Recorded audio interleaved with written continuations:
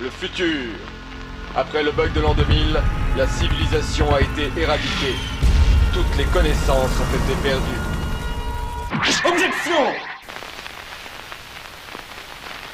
Lors d'une précédente Minute du Geek, nous avons parlé d'Apple et de Steve Jobs. Aujourd'hui, nous allons parler d'une société totalement différente, Pixar. Alors, où est le rapport, vous demandez-vous peut-être? On va y venir, chaque chose en son temps. Pixar fut fondé en 1979 par nul autre que George Lucas, oui, le créateur de Star Wars. À l'origine, la structure s'appelait le Graphics Group et appartenait au département informatique de Lucasfilm.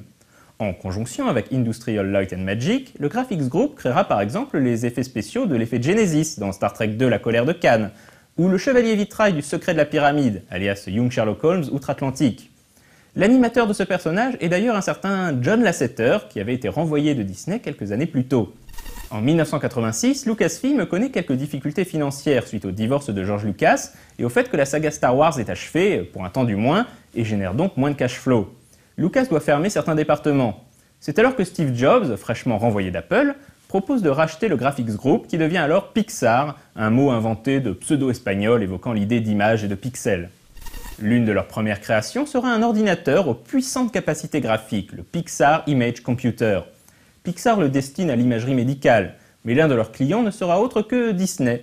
Le géant du dessin animé cherche en effet à moderniser et donc informatiser le processus de colorisation, et le hardware et les logiciels maison de Pixar tombent à point nommé. Ce sera le début d'une longue relation entre Pixar et Disney.